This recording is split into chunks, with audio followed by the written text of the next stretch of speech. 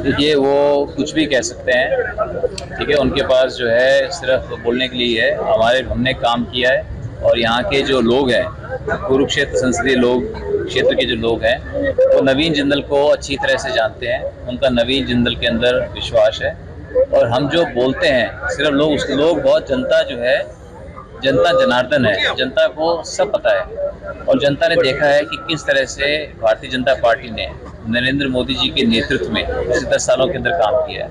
जनता ने देखा है कि किस तरह से नवीन जिंदल ने, जब वहाँ 10 साल का मुझे यहाँ सेवा का मौका मिला, किस तरह से मैंने काम किया। तो इसलिए हम जो है एक यहाँ पर एक ऐतिहासिक जीत की तरफ अग्रसर हैं और जो हमारे प्रतिद्वंदी यहाँ चुनाव मैदान में है उनका स्वागत है। मैं उनका बहुत सभी का मैं सम्मान करता हूँ और मैं किसी के बारे में जो है मैं कभी भी किसी के बारे में कोई नेगेटिव बोलने में, नकारात्मक बातें करने में विश्वास नहीं रखता। मैं सकारात्मक राजनीति में विश्वास रखता हूँ और इसलिए जो है भारतीय जनता पार्टी के अंदर आज लोगों का विश्वास है। लोग जो है बढ़ चढ़ करके जहाँ भी हम जा रहे हैं, लोगों का बहुत आशीर्वाद और प्यार हमें मिल रहा है, वही हमारी ताकत है। आदमी थक जाता है और आजकल जो है सबके पास आ गए टेलीफोन, हर एक आदमी सेल्फी खींचे, फोटो खींचे। आदमी थका हुआ हो और तो भी जो है उसके सामने मुस्कुराना पड़ेगा कि फोटो जो है फोटो खराब ना आ जाए। लेकिन बहुत जब इतना आप लोगों से जब इतना प्यार मिलता है, इतना आप लोगों का आशीर्वाद मिलता है, तो अपने आप जो है आदमी थका हुआ भी हो, पूरी ऊर्जा आदमी के अंदर आ जाती है और एक ही मन में बात आती है कि हे ईश्वर, जो इतनी लोगों की जो आशाएं हैं मेरे से, मैं उनकी आशाओं के ऊपर खरा उतरूं। मुझे विश्वास है कि हम खरा उतरेंगे, क्योंकि यह एक सुनहरा मौका है कि आज कुरुक्षेत्र संसदीय क्षेत्र के हरियाणा की बागडोर है नायब सैनी जी के पास, और उनके मन में भी यही है कि किस तरह से यहाँ पर विकास की गंगा बहाई जाए। तो हम दोनों भाई मिलकर, हम सारे भाई बहन जो है मिल करके आप लोगों के दुख सुख के साथी बनेंगे, दुख सुख के साथी हैं, और मिलजुल करके यहाँ पर विकास करेंगे ताकि हमारे बच्चों को भविष्य उज्जवल हो, हमारे नौजवानों को भविष्य उज्जवल हो। और मैं आपको विश्वास दिलाता हूँ, ये जो आपने पगड़ी बांधी है, मैं ईश्वर से ये प्रार्थना करता हूँ कि मुझे इतनी बुद्धि देना, मुझे इतनी शक्ति देना कि जो आप लोगों की, आपके भाई से, बेटे से जो आपकी आशाएं हैं, आपकी आशाओं पर खरा उतरूं और हमेशा आप लोगों का सर फक्र से मैं ऊंचा रखूं।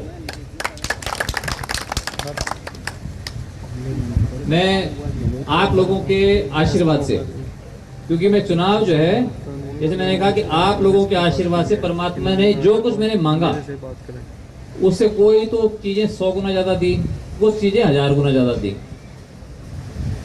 तो मन में यही है कि मैं सेवा करूं, तो सेवा करूं तो फिर आप लोगों को ये चुनाव जो है आप लोगों को लड़ना पड़ेगा।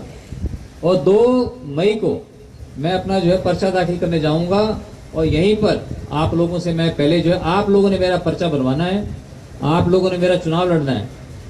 आप सब लोगों को नायब सैनी बनकर, मनोहर लाल खट्टर बनकर, नवीन जिंदल बनकर, सुभाष सुधा बनकर, रवि बताना बनकर आप लोगों को ये चुनाव जो है लड़ना होगा, ताकि हम एक ऐतिहासिक जीत की तरफ बढ़ें। तो मेरा आप सभी से हाथ जोड़ करके विनती है कि आप 2 मई को सवेरे 10 बजे आप यहाँ पर जो है आप पहुँचे, ताकि जो है हम एक बढ़िया आप लोगों का सबका एक रैली हो, बढ़िया आप लोगों का आशीर्वाद लेकर के और मैं पर्चा भरने के लिए जाऊं। आप सब लोगों ने, जब आदमी अपने घर में आता है तो उसको बहुत प्यार और उसको आशीर्वाद मिलता है हमेशा। आपसे मेरा रिश्ता, ये इधर को आ जाओ, पीछे लोग है ना, और थोड़ा सा हिम्मत करो। एक पारिवारिक रिश्ता है, अरे 30 साल पुराना रिश्ता है, जो कि बाबूजी श्री ओपी जिंदल जी ने जोड़ा था। तब से जो है मैं आपके बीच में आ रहा हूँ।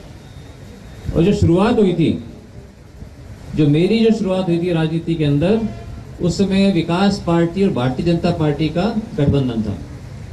तो जब मैं जहाँ भी जा रहा हूँ अभी, सब जगह लोगों का बहुत मुझे आशीर्वाद, जब बड़े बुजुर्ग आके बोलते हैं भाई हमने तो आपके पिताजी के साथ काम किया है, लोग जो है फोटो दिखाते हैं, 25-25 साल पुरानी फोटो दिखाते हैं, कोई दिखाते छोटा सा बच्चा, अब जो है वो जवान हो गए सारे। तो आपसे एक बहुत पुराना आपसे एक रिश्ता है। और मुझे आप लोगों ने मुझे देश की सेवा करने का भी मौका दिया। मेरे बचपन से मन में थी कि मैं देश के लिए कुछ ना कुछ करूं। मैं अमेरिका में जाके पढ़ा, मैं देखा कि अमेरिका ने कितनी तरफ गए थे, सारे के सारे अमेरिका में रह गए। हमने भी वहाँ फैक्ट्री ले रखी थी उस टाइम, लेकिन मेरे मन में था कि अगर मेरे में दम होगा तो मैं भारत को अमेरिका से ज़्यादा अच्छा बना के दिखाऊंगा। उस सपने को लेकर के मैं आया। आप लोगों ने मुझे 10 साल तक मुझे सेवा का मौका दिया, तो जितना कुछ हो सका मैंने बहुत सूझबूझ से, ईमानदारी से, निष्ठा के साथ संसदीय क्षेत्र के अंदर, संसद के अंदर हर जगह जो है मैंने कोशिश की आपका सर मैं फक्र से ऊंचा रखूं। झंडे की लड़ाई शुरू की जब मैं 22 साल का था। 10 साल तक कानूनी संघर्ष लड़ने के बाद आज जो है पूरे भारत के अंदर कहीं पर भी आप जो है दिन रात भारत का झंडा आप लगा सकते हो, दर्शा सकते हो। और आप जब बड़े बड़े झंडे, आप हिंदुस्तान में कहीं पर भी जाओगे, आप जब बड़े बड़े झंडे देखोगे तो आपको लगेगा कि ये जो है हमारे बेटे ने, हमारे भाई ने जो है ये किया था कि पूरे देश में आज बड़े बड़े झंडे लगे हुए हैं। पार्लियामेंट के अंदर वहां पे धूम्रपान चलता था, सिगरेट पीते थे लोग, वो बंद करा दी। हालांकि मैं बाबूजी की सिगरेट बंद नहीं करा पाया कभी भी। जिस दिन सिगरेट बंद कराई, मैं घर में आया, बाबूजी सिगरेट पी रहे थे। मैं आके बोला, मैं बाबूजी आपकी तो सिगरेट बंद नहीं करा पाया मैं, लेकिन पार्लियामेंट के अंदर मैंने सिगरेट बंद करा दी। तो वो मुस्कुराए और फिर जो है उन्होंने आगे सिगरेट पी। तो इसलिए जितना कुछ हो सका अच्छा करने की कोशिश की। जो खाद्य सुरक्षा की आज हम बात करते हैं, जिससे कि 80 करोड़ लोगों को लाभ मिल रहा है, ये बात आपको शायद पता नहीं। 2006 के अंदर ये आपके बेटे ने, आपके भाई ने, मैंने जो है एक प्राइवेट मेंबर रेजोल्यूशन जो है पार्लियामेंट में मूव किया था कि देश के अंदर जो है भुखमरी से कोई भी मौत ना हो, कोई भी आदमी जो है देश के अंदर भूखा ना सोए।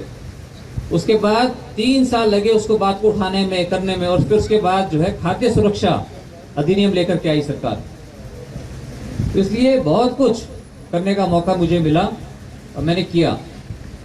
और अब जब मुझे मौका मिला और माननीय मोदी जी ने मुझे ये मौका दिया कि मैं एक बार दोबारा से आकर के आप लोगों की सेवा कर सकूं और कुरुक्षेत्र के चुनावी मैदान में उतारा, तो मैं समझता हूँ ये मेरे लिए बहुत बड़ा सौभाग्य की बात थी। इतने बड़े देश के नेता अगर वो मुझे जो है ये मौका देते हैं तो मेरे लिए बहुत एक सौभाग्य की बात है। इसलिए उनके नेतृत्व में, जिन्होंने हमें एक विकसित भारत का सपना हमें दिखाया है, उन्होंने, मोदी जी ने, नड्डा साहब ने, माननीय हमारे मनोहर लाल खट्टर जी ने मुझे इस लायक समझा और आप लोगों की सेवा के लिए मुझे भेजा। मैं उनका बहुत बहुत आभारी हूँ। और सारी भारतीय जनता पार्टी का, सारे वहाँ पे कार्यकर्ताओं का, नेताओं का, जिन्होंने मुझे बहुत मन से अपने गले लगाया, मन से मुझे अपनाया, मैं उनका भी मैं बहुत बहुत आभारी हूँ। और आप सभी साथियों का, भाइयों का मैं यही कहना चाहता हूँ कि मेरे मन में बहुत सपने हैं कि बहुत कुछ देश के लिए करूँ, अपने सपनों का भारत बनाऊँ। सपनों का भारत जब बन सकता है जब मेरे सपनों का कुरुक्षेत्र बनेगा। आप जानते हैं कि 2010 तक सारे घरों के अंदर हमने यहाँ पर 70,000 शौचालय बना दिए थे।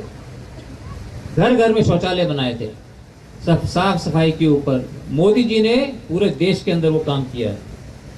इसलिए आज हम सब का एक फर्ज बन जाता है कि हम सब मिलजुल कर अपने सपनों के भारत को बनाने के लिए, जो एक मौका है, एक सुनहरी मौका है हमारे पास, सुनहरा मौका है कि मोदी जी के हाथों को और मजबूत करें।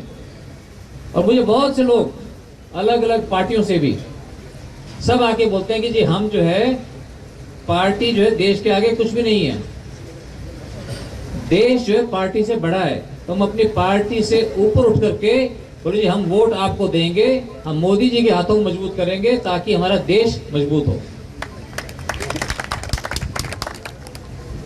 इसलिए मैं आप सब लोगों से ये कहना चाहता हूं कि आप लोगों के आशीर्वाद से परमात्मा का दिया हुआ सब कुछ है।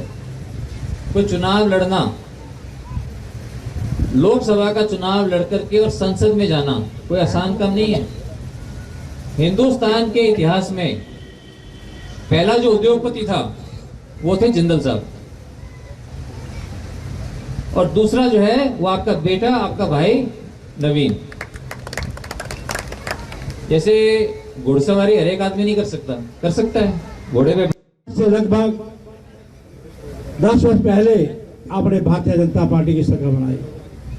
आदरणीय प्रधानमंत्री नरेंद्र मोदी जी बनाए और प्रधानमंत्री नरेंद्र मोदी जी के मार्गदर्शन में किस प्रकार से पूरे देश में कार्य हुआ।